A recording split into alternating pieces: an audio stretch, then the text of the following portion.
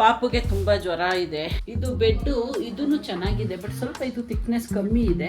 ಇದು ನೋಡಿ ಸಾಸಿವೆ ಪಿಲ್ಲೋ ನಾವೇ ಮನೆಯಲ್ಲಿ ಮಾಡಿದ್ದು. ತಲೆಗೆ ದಿಂಗ್ ತರ ಮಾಡಿದ್ದಾರೆ, ಒಂದು ರಿಂಗ್ ತರ ಅಂತನಲ್ಲ, ಈ ತರ ನೋಡಿ ಇದು ಮಾಡಿದ್ರು. ಸೌಂಡೇ ಇಲ್ಲ ಇವತ್ತು, ಫುಲ್ ಇದಾಗಿದೆ ಮಗು. ಒಂಥರ ಸಂಕಟಾಗುತ್ತೆ ನನಗೆ ಹೊಟ್ಟೆ ಒಳಗಡೆ ಎಲ್ಲ. ನಂಗೆ ಇತ್ತೀಚೆಗೆ ಸ್ವಲ್ಪ ರಸ್ಕ್ ಬಹಳ ಇಷ್ಟ ಆಗ್ತಾ ಇದೆ, ಕಾಫಿಯಲ್ಲಿ ಹಾಲಲ್ಲಿ ತಿನ್ನೋದಿಕ್ಕೆ. ಜೋರಾಗಿ ಮಾತಾಡಮ್ಮ, ಮೂಗಲ್ಲೇ ಮಾತಾಡ್ಬೇಡ. ಐಸ್ ಕ್ಯೂಬ್ ಮಸಾಜ್ ಕೊಡೋದ್ರಿಂದ ಬೇಗ ಅವನಿಗೆ ರಿಲೀಫ್ ಆಗ್ತೈತೆ.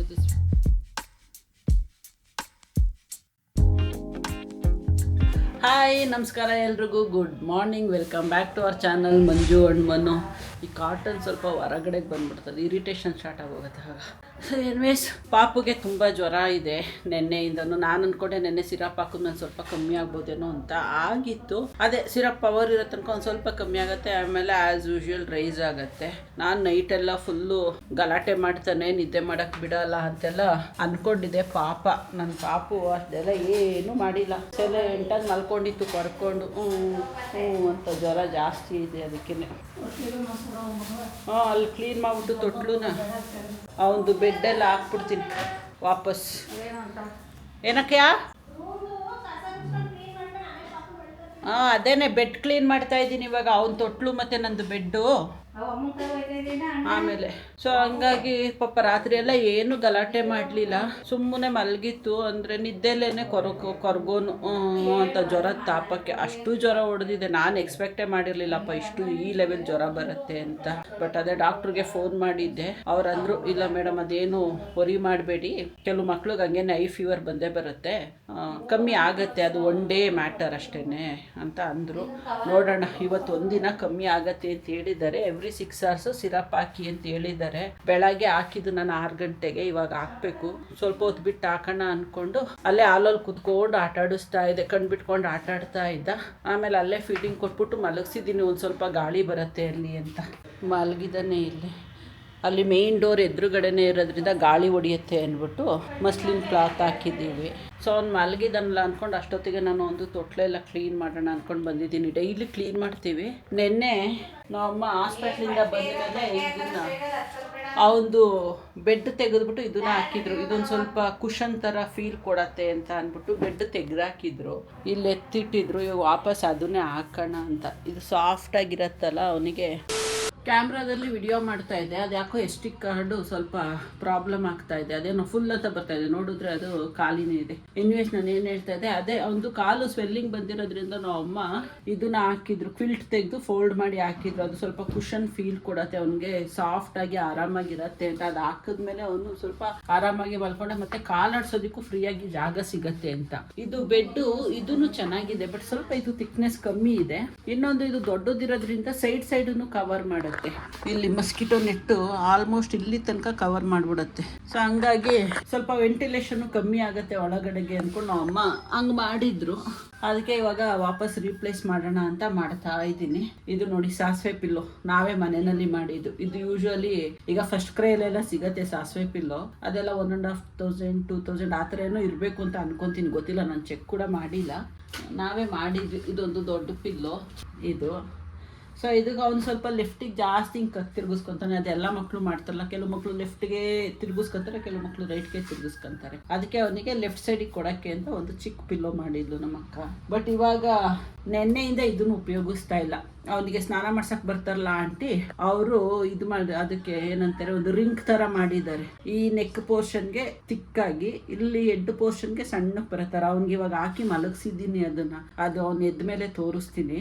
ಅದು ಅಷ್ಟೇ ತುಂಬ ಚೆನ್ನಾಗಿ ಮಾಡಿದ್ದಾರೆ. 5 ನಿಮಿಷಕ್ಕೆ ಹಿಂಗೆ ಕಟ್ಟಿದ್ರು, ಬಟ್ಟೆ ತಗೊಂಡು, ಕಾಟನ್ ಬಟ್ಟೆ ತಗೊಂಡು. ಅದು ಅಷ್ಟೇ ಅವ್ನಿಗೆ ಕಂಫರ್ಟಬಲ್ ಆಗಿದೆ. ಅದಕ್ಕೆ ಈಗ ಸಾಸಿವೆ ಪಿಲ್ಲೋನ ಎತ್ತಿಟ್ಬಿಟ್ಟು ಅದನ್ನ ಹಾಕಿದ್ದೀನಿ. ಈಗ ಹೋಗಿ ಒಂದು ಫಸ್ಟು ತೊಟ್ಲು ರೆಡಿ ಮಾಡಿಬಿಡೋಣ. ರೆಡಿ ಮಾಡ್ಬಿಟ್ಟು ಕರ್ಕೊಂಡು ಬಂದು ಅವನ್ನೆಲ್ಲ ಮಲಗಿಸ್ಬೇಕು. ಅದಕ್ಕಿಂತ ಮೊದಲು ಸ್ವಲ್ಪ ನಂದು ಬೆಡ್ಡು ಕೂಡ ಕ್ಲೀನ್ ಮಾಡ್ಕೋಬೇಕು. ಅಮ್ಮ ಬ್ಯುಸಿ ಇದ್ದಾರೆ ಇವತ್ತು, ಅವರಿಗೆ ಟೈಮ್ ಇಲ್ಲ ಇದೆಲ್ಲ ಮಾಡೋದಕ್ಕೆ. ಅದಕ್ಕೆ ನಾನೇ ಮಾಡ್ಕೊತೀನಿ ಅಂತ ಹೇಳಿದ್ದೀನಿ. ರೂಮೆಲ್ಲ ಕ್ಲೀನ್ ಮಾಡಿ ಅರೇಂಜ್ ಮಾಡಿ ಇದಾಯಿತು. ಫುಲ್ಲು ಬೆಡ್ಡೆಲ್ಲ ಕೊಡವಿ ಎಲ್ಲ ಕ್ಲೀನ್ ಮಾಡಿ ತೊಟ್ಲು ಹಾಸಿದಾಯಿತು. ಇದು ಮುಸ್ಲಿಂ ಕ್ಲಾತ್ ಇಷ್ಟು ದಿನ ಆಗ್ತಿರ್ಲಿಲ್ಲ, ಪಂಚೆ ಬಟ್ಟೆ ಹಾಕ್ತಾ ಇದ್ವಿ. ಅದನ್ನ ಅಮ್ಮ ಬೇಡ ಇನ್ಮೇಲೆ ಇದನ್ನೇ ಹಾಕೋಣ, ಇದು ಇನ್ನೂ ಸಾಫ್ಟ್ ಇದೆ ಕಾಟನ್ನು ಅಂತ ಅಂದರು.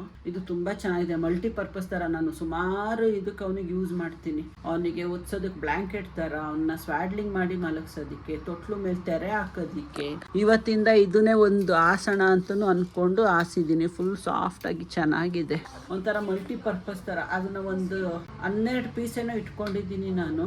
ಇವತ್ತು ಯೂಸ್ ಮಾಡಿದ್ದು ನಾಳೆ ಬೆಳಗ್ಗೆ ಅಷ್ಟೂ ವಾಷಿಂಗ್ ಹೋಗುತ್ತೆ. ದಿನಕ್ಕೆ 4 ಯೂಸ್ ಮಾಡ್ತೀನಿ. ಒಂದು ಒದ್ಸೋಕ್ಕೆ, ಒಂದು ಹಾಸೋಕ್ಕೆ, ಒಂದು ಸ್ವಾಡ್ಲಿಂಗ್ ಮಾಡೋಕ್ಕೆ, ಒಂದು ಎಕ್ಸ್ಟ್ರಾ ಇಲ್ಲಿ ಇಟ್ಕೊಂಡಿರ್ತೀನಿ. ಒಂದು ತೊಟ್ಲು ಮೇಲೆ ತೆರೆ ಹಾಕೋದೊಂದು ಎಕ್ಸ್ಟ್ರಾ ಅಲ್ಲಿ ಇಟ್ಕೊಂಡಿರೋದು ಚೆನ್ನಾಗಿರುತ್ತೆ. ಅದಂತೂ ತುಂಬ ಯೂಸ್ಫುಲ್ ಇದೆ. ಅದು ಮಸ್ಲಿಂ ಕ್ಲೋತ್ಸು, ಸ್ವಾಡ್ಲಿಂಗ್ ಕ್ಲೋತ್ಸು. ತೊಟ್ಲುಗೆ ಇಷ್ಟು ಲೇಯರ್ ಹಾಕೋದು ನಮ್ಮಮ್ಮ. ಕೆಳಗಡೆ ಒಂದು ಬೆಡ್ಶೀಟ್ ಹಾಕಿರ್ತಾರೆ, ಇದು ಬಾಲಗ್ರ ಬೆಚ್ತಾರಲ್ಲ ಮಕ್ಕಳಿಗೆ, ಅದಕ್ಕೆ ಇದೇನೋ ಕಟ್ಟಿಟ್ಟಿರೋದು ನಮ್ಮಮ್ಮ. ಜೊತೆಗೆ ಒಂದೊಂದು ಬೆಡ್ಡು, ಅದ್ರ ಮೇಲೆ ಒಂದು ಕಾಟನ್ ಸ್ಯಾರಿ ಹಾಕ್ತೀವಿ, ಫುಲ್ ಸಾಫ್ಟ್ ಆಗಿರೋದು. ಅದ್ರ ಮೇಲೆ ಇದೊಂದು ಬಟ್ಟೆ ಹಾಕ್ರೆ ಡೈಲಿ ಇದೊಂದು ಮಾತ್ರ ವಾಶಿಗೆ ಕಳಿಸ್ಕೊಂಡ್ರೆ ಬಾಕಿ ಸೆಟ್ ಎಲ್ಲ ಹಂಗೆ ಇರುತ್ತೆ. ಸೊ ಈ ಥರ ಇರುತ್ತೆ ಒಂದು ತೊಟ್ಲು ಅರೇಂಜ್ಮೆಂಟ್ಸು. ಇವಾಗ ಇದೆಲ್ಲ ಆಯಿತು. ಇನ್ನೊಂದಪ್ಪ, ಇದು ತರಿಸ್ಕೊಂಡ್ನಲ್ಲ ಫೀಡಿಂಗ್ ಪಿಲ್ಲೋ, ಇದಂತೂ ಭಾಳ ಚೆನ್ನಾಗಿದೆ. ನನಗಂತೂ I am very much happy. ಇದು ನೆನ್ನೆ ನೈಟೆಲ್ಲ ಇದನ್ನ ಯೂಸ್ ಮಾಡಿದ್ದು ಭಾಳ ನನಗೂ ಕಂಫರ್ಟ್ ಆಗಿತ್ತು, ಪಾಪುಗೂ ಅಷ್ಟೇ ತುಂಬ ಕಂಫರ್ಟಬಲ್ ಆಗಿ ಮಲ್ಕೊಂಡಿದ್ದ. ಇಷ್ಟು ದಿನ ನಾರ್ಮಲ್ ಪಿಲ್ಲೋ ಯೂಸ್ ಮಾಡ್ತಾ ಇದ್ದೆ, ಅದಂತೂ ಹಿಂಗೆ ಜಾರ್ಕೊಂಡು ಹೋಗೋದು. ಪಿಲ್ಲೋನೇ ಒಂದು ಕಡೆಗೆ ಹೋಗೋದು, ಪಾಪುನೇ ಒಂದು ಕಡೆಗೆ ಹೋಗೋನು, ನಾನೇ ಒಂದು ಕಡೆಗೆ ಹೋಗಿವೆ. ಭಾಳ ಸ್ಟ್ರಗಲ್ ಮಾಡ್ತಾ ಇದೆ ಅದರಲ್ಲಿ. ಇದಂತೂ ಭಾಳ ಯೂಸ್ ಆಯ್ತಿದ್ದು. ಈ ಥರ ಲಾಕಿಂಗ್ ಸಿಸ್ಟಮ್ ಬೇರೆ ಇರುತ್ತಾ, ಹಿಂಗೆ ವೇಸ್ಟಿಗೆ ಲಾಕ್ ಮಾಡ್ಕೊಬಿಟ್ರೆ ಟೈಟಾಗಿ ಕೂತಿರುತ್ತೆ ಅಲ್ಲಾಡ್ದಂಗೆ. ಅದ್ರ ಮೇಲೆ ಈ ಥರ ಇದು ಯು ಶೇಪ್ ಬರೋದ್ರಿಂದ ಪಾಪು ಇಲ್ಲಿ ಆರಾಮಾಗಿ ಮಲ್ಕಂತಾನೆ. ಇದು ಫ್ಯಾಬ್ರಿಕ್ಕು ತುಂಬ ಚೆನ್ನಾಗಿದೆ, ಸಾಫ್ಟ್ ಕಾಟನ್ನು, ಕಂಫರ್ಟಬಲ್ ಆಗಿದೆ. ಇದಂತೂ ಯಾರಾದ್ರೂ ನಂತರ ಫೀಡಿಂಗ್ ಮದರ್ಸ್ ಇದ್ದರೆ, ನೀವೇನಾದ್ರೂ ನೋಡ್ತಾ ಇದ್ರೆ ಇದನ್ನು ಆರಾಮಾಗಿ ನಿಜ ಪ್ರಿಫರ್ ಮಾಡ್ಬೋದು. ಚೆನ್ನಾಗಿದೆ, ನನಗೆ ತುಂಬ ಇಷ್ಟ ಆಯಿತು, ಕಂಫರ್ಟಬಲ್ ಆಗಿದೆ. ಅಮೆಝಾನಲ್ಲಿ ತಗೊಂಡಿದ್ದು ನಾನು. ಇದಾಗಿತ್ತು ಇಷ್ಟು. ಇವಾಗ ಈ ರೂಮ್ ಆದಮೇಲೆ ನಮ್ಮ ಅಮ್ಮಂಗೆ ಬಿಟ್ಟು ಕೊಟ್ಬಿಟ್ಟು ನಾನು ಪಕ್ಕದ ರೂಮ್ಗೆ ಹೋಗ್ಬೇಕು. ಪಾಪುದು ಗಿಫ್ಟ್ ಎಲ್ಲ ಬಂದಿದೆಯಲ್ಲ, ಬಟ್ಟೆಗಳು, ಅದೆಲ್ಲ ಹಂಗಂಗೆ ಪ್ಯಾಕ್ ಮಾಡಿಟ್ಟಿದ್ದೆ. ಅದಕ್ಕೆ ನಾನು ಅದನ್ನು ಈ ಸ್ಟೋರೇಜ್ ಬಾಕ್ಸ್ಗಳನ್ನ ತರಿಸಿದ್ದು. ಇವಾಗ ನಮ್ಮ ಅಕ್ಕ ಇಲ್ಲಿ ಇಟ್ಟಿದ್ದಾರೆ, ಬಾರೇ ಜೋಡಿಸು ಅಂತ. ಅವನದೆಲ್ಲ ಇಲ್ಲಿ ನೋಡಿ, ಈ ಥರ ಎಲ್ಲ ಪ್ಯಾಕ್ ಮಾಡಿ ಇಟ್ಬಿಟ್ಟಿದೆ. ಇದೆಲ್ಲ ಅವ್ನಿಗೆ ಇವಾಗ ಯೂಸಿಗೆ ಬರಲ್ಲ. ಅವನೊಂದು 4 months 5 months 6 months ಕ್ರಾಸ್ ಆದಮೇಲೆ ಯೂಸಿಗೆ ಬರೋ ಅಂಥ ಐಟಮ್ಸ್ಗಳವು. ಅದಕ್ಕೆ ಇದರಲ್ಲಿ ಹಾಕಿ ಎತ್ತಿಟ್ಬಿಟ್ರೆ ನೀಟಾಗಿರತ್ತೆ ಅಂತ ಇವಾಗ ಆ ಕೆಲಸ ನಾನು ಮಾಡೋಕ್ಕೆ ಹೋಗ್ತಾ ಇರೋದು. ತಲೆಗೆ ದಿಂಗ್ ಥರ ಮಾಡಿದ್ದಾರೆ, ಒಂದು ರಿಂಗ್ ಥರ ಅಂತನಲ್ಲ, ಈ ಥರ ನೋಡಿ ಇದು ಮಾಡಿರೋದು. ಇದು ನೆಕ್ ಪೋರ್ಷನಿಗೆ ಬರಬೇಕಿದು. ಸೊ ಇದು ಬ್ಯಾಕ್ ಹೆಡ್ಡಿಗೆ ಹೋಗುತ್ತೆ. ಈ ಥರ ಇಲ್ಲಿ ಕೊಟ್ಟಾಗ ಅವನಿಗೆ ಮಕ್ಕಳಿಗೆ ಕಂಫರ್ಟಬಲ್ ಆಗಿರುತ್ತೆ. ತಲೆ ಸ್ವಲ್ಪ ಲಿಫ್ಟ್ ಮಾಡ್ದಂಗೆ ಮಲ್ಕೊಂತಾರೆ. ಅದು ಅವರಿಗೆ ಬ್ರೀತಿಂಗಿಗೆ ಎಲ್ಲ ತುಂಬ ಈಸಿ ಇರುತ್ತೆ, ಚೆನ್ನಾಗಿರುತ್ತೆ. ಆಮೇಲೆ ಕತ್ತು ಆ ಕಡೆ ಈ ಕಡೆ ಮಾಡಿದ್ರು ಕೂಡ ತಲೆ ಶೇಪ್ ಕೆಡಲ್ಲ ಅಂತ ಆಂಟಿ ಮಾಡಿಕೊಟ್ಟಿದ್ದಾರೆ. ತುಂಬ ಚೆನ್ನಾಗಿದೆ, ಸಾಫ್ಟಾಗಿದೆ. ಇದು ಒಟ್ಟಿನಲ್ಲಿ ಕಾಟನ್ ಬಟ್ಟೆಲಿ ಮಾಡಬೇಕು ಅಷ್ಟೇ. ಇವಾಗ ಹಾಕ್ಬಿಟ್ಟು ಪಾಪುನ ಮಲಗಿಸ್ತಾ ಇರೋದು, ಸಿರಪ್ ಹಾಕ್ಬಿಟ್ಟು. ಸೌಂಡೇ ಇಲ್ಲ ಇವತ್ತು, ಫುಲ್ ಈಟಾಗಿದೆ ಮಗು. ಅಲ್ಲೇ ಒದ್ದಾಡ್ಕೊಂಡು ಟಯರ್ಡ್ ಆಗ್ಬಿಟ್ಟವನೇ ಪಾಪ ಇವತ್ತು.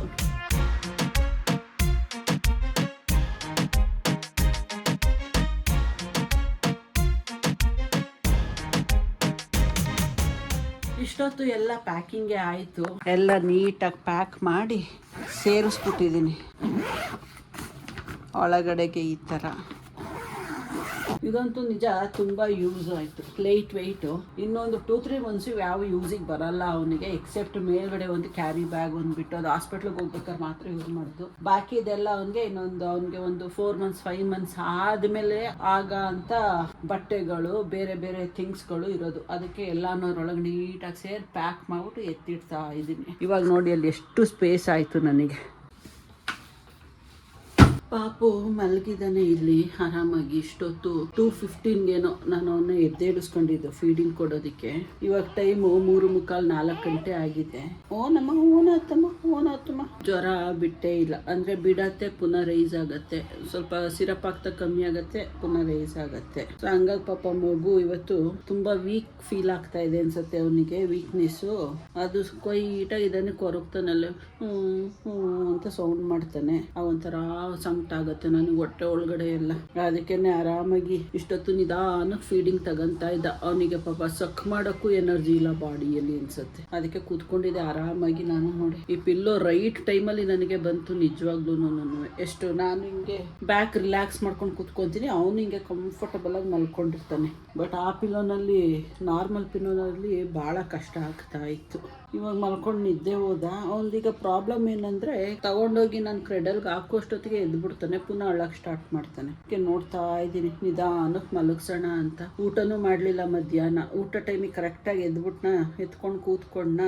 ಆಮೇಲೆ ಪುನಃ ಬೇಡ ಬಿಡಮ್ಮ ಅಂದ್ಕೊಂಡಾಯ್ತು. 4 ಗಂಟೆ ಆಯ್ತಲ್ಲ, ಬೇಡ ಊಟ ಅಂದ್ಬಿಟ್ಟು ಹಾಲು ಇಸ್ಕೊಂಡು ಕುಡಿತಾ ಇದ್ದೀನಿ. ಹಾಲಿದೆ, ನೈಟ್ ಬೇಗ ಊಟ ಮಾಡಿಬಿಡ್ತೀನಿ. 7:30ಗೆಲ್ಲ ಊಟ ರೆಡಿ ಮಾಡಿಬಿಡು, ನಂದು ತಿಂದ್ಬಿಡ್ತೀನಿ ಅಂತ ಹೇಳಿದ್ದೀನಿ ಅಮ್ಮಂಗೆ. ಅದಕ್ಕೆ ದೊಡ್ಡ ಕಪ್ಪಲ್ಲಿ ಹಾಲಿಸ್ಕೊಂಡು ಕುಡಿತಾ ಇದ್ದೀನಿ. ಇವಾಗ ಹೋಗಿ ರಸ್ಕ್ ತಿಂತೀನಿ. ನನಗೆ ಇತ್ತೀಚೆಗೆ ಸ್ವಲ್ಪ ರಸ್ಕ್ ಭಾಳ ಇಷ್ಟ ಆಗ್ತಾ ಇದೆ, ಕಾಫಿಯಲ್ಲಿ ಹಾಲಲ್ಲಿ ತಿನ್ನೋದಕ್ಕೆ. ಇದಕ್ಕೆ ಅದು ಶತಾವರಿ ಪೌಡರ್ದು, ಅದು ಹೆಸರು ಮರ್ತೋಯ್ತು, ಪೌಡರ್ ಹೆಸರು. ನನಗೆ ಡಾಕ್ಟ್ರೇ ಪ್ರಿಸ್ಕ್ರೈಬ್ ಮಾಡಿದ್ದು. ಅದು ನಾ ತಗೊಂಡಿದ್ದೀನಿ. ಯಾರೋ ನನಗೆ ಕಮೆಂಟಲ್ಲಿ ಹೇಳ್ತಾ ಇದ್ರು ಶತಾವರಿ ಇದೆ ಯಾವುದೋ ಒಂದು, ಅವ್ರು ಯಾವುದೋ ಪೌಡರ್ ಹೆಸರು ಹೇಳಿದ್ರು, ಅದು ಅಮೆಝಾನಲ್ಲಿ ಸಿಗುತ್ತೆ ತಗೊಳ್ಳಿ ಅಂತ. ಸೊ ನನಗೂ ಡಾಕ್ಟರ್ ಪೌಡರ್ ಕೊಟ್ಟಿದ್ದಾರೆ, ಕಮೆಂಟಿಗೆ ರಿಪ್ಲೈ ಕೂಡ ಮಾಡಿದ್ದೆ. ಬಟ್ ನೀವು ಹೇಳಿದ್ದು ಹೆಸರು ಅಲ್ಲ, ಇದು ಪೌಡರ್ ಯಾವುದೋ ಬೇರೆ. ಬಟ್ ಇದ್ರಲ್ಲೂ ಅದೇ ಕಂಟೆಂಟ್ಸ್ ಇರೋದು, ಏನೋ ಹರ್ಬ್ಸ್ ಬರುತ್ತಲ್ಲ ಅದೇ ಇರೋದು, ಯಾವುದೋ ಶತಾವರಿ ಏನೇನೋ ಇದೆ. ಅದನ್ನು ಕೂಡ ಟೇಸ್ಟ್ ಚೆನ್ನಾಗಿದೆ, ನಂಗೆ ಇಷ್ಟ ಆಗುತ್ತೆ ಟೇಸ್ಟ್. ಪಾಪನ ಮಲಗಿಸೋಣ.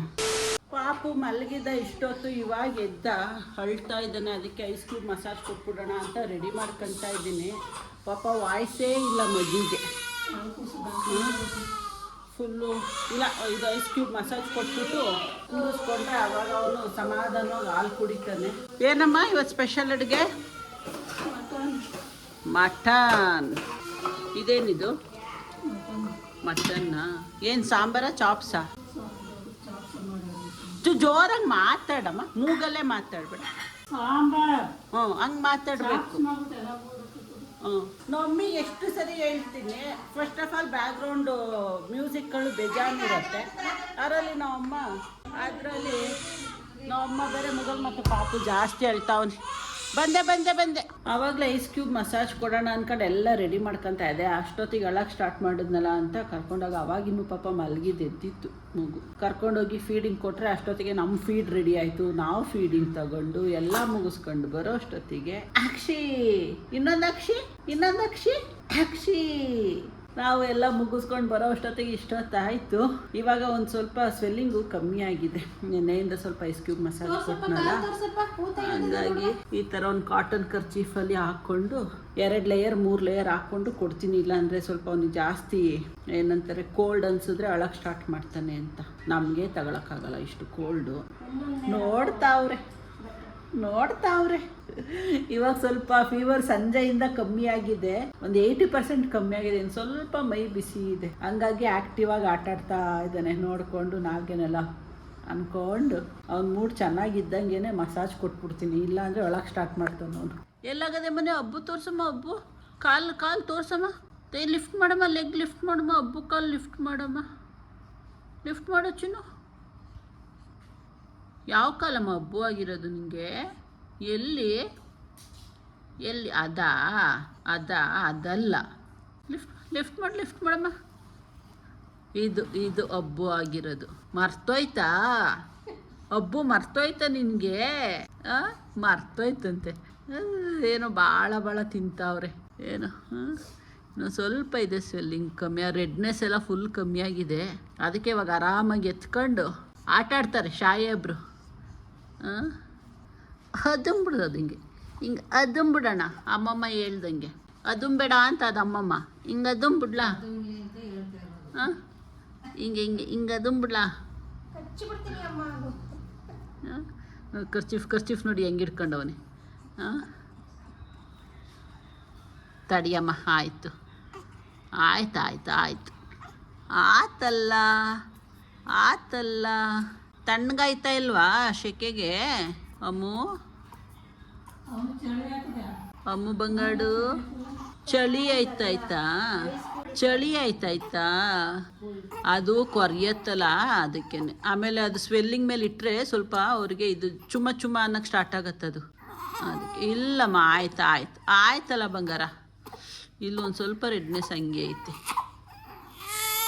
ಆತಲ್ಲಮ್ಮ, ಆಯ್ತು ನೋಡು, ಆಗೋಯ್ತು. ಗುಡ್ ಬಾಯ್. ಐಸ್ ಕ್ಯೂಬ್ ಮಸಾಜ್ ಕೊಡೋದ್ರಿಂದ ಬೇಗ ಅವನಿಗೆ ರಿಲೀಫ್ ಆಗ್ತೈತೆ. ಸ್ವೆಲ್ಲಿಂಗು, ರೆಡ್ನೆಸ್ ಅಂತೂ ಆಲ್ಮೋಸ್ಟು ಕಮ್ಮಿನೇ ಆಗೋಗ್ಬಿಟ್ಟಿದೆ ಅಂತಲೇ ಹೇಳ್ಬೋದು. ಸೈಡಲ್ಲಿ ಒಂದು ಸ್ವಲ್ಪ ರೆಡ್ನೆಸ್ ಇದೆ, ಇನ್ನು ಇನ್ಸೈಡ್ ಎಲ್ಲ ಕಮ್ಮಿನೇ ಆಗೋಗಿದೆ. ಸ್ವೆಲ್ಲಿಂಗೂ ಆಲ್ಮೋಸ್ಟ್ ಕಮ್ಮಿ ಆಗಿದೆ. ಅಂದರೆ ಅದು ನೆನ್ನೆ ಎಲ್ಲ ಎಷ್ಟು ಹಾರ್ಡ್ ಇತ್ತು, ಇವತ್ತು ಸ್ವಲ್ಪ ಮಸಲ್ ಸಾಫ್ಟ್ ಆಗಿದೆ ಅವನಿಗೆ. ಮಸಾಜ್ ಕೊಟ್ಟಾಗ ಸ್ವಲ್ಪ ಅಳ್ತಾನೆ, ಚುಮ್ಮ ಅನ್ನತ್ತೇನೋ.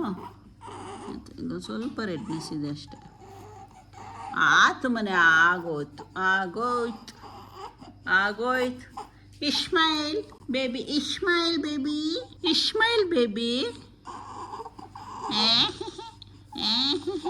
ಒಂದು ಸ್ಮೈಲು ಕೊಡಿ. ಇಷ್ಟೊತ್ತು ಇಲ್ಲಿ ಕೂತ್ಕೊಂಡು ಪಾಪು ಜೊತೆ ಎಲ್ಲರೂ ಮಾತಾಡ್ಕೊಂಡು ಆಟಾಡ್ತಾ ಇದ್ವಿ. ಸಾಹೇಬ್ರಿಗೆ ಬೋರ್ ಹೊಡೆದ್ಬಿಟ್ಟಿದೆಯಂತೆ, ನಿದ್ದೆ ಟೈಮು, ಕರ್ಕೊಂಡೋಗಿ ಮಲಗಿಸ್ಬೇಕು ಇವಾಗ. ಹಾಗಾಗಿ ಈ ವಿಡಿಯೋನ ಇಲ್ಲಿಗೆ ಎಂಡ್ ಮಾಡ್ತಾ ಇದ್ದೀವಿ. ಸಿಗೋಣ ನಾಳಿನ ವಿಡಿಯೋದಲ್ಲಿ. ಅಂಟಿಲ್ ದೆನ್ ಟೇಕ್ ಕೇರ್, ಬಾಯ್. ಗುಡ್ ನೈಟ್ ಎಲ್ರಿಗೂ. ಗುಡ್ ನೈಟ್ ಹೇಳು ಮನೆ. ಗುಡ್ ನೈಟ್ ಗುಡ್ ನೈಟ್ ಹೇಳಮ್ಮ. ಗುಡ್ ನೈಟ್ ಹೇಳು ರಜಾ. ಗುಡ್ ನೈಟ್ ಅಂತೆ ಕಣ್ರಪ್ಪ ಎಲ್ರಿಗೂ. Moving like it's an emergency. We gotta check out, it's close to 11, so baby ride it with some urgency. I'm just here for the fun part, cause I'm good on the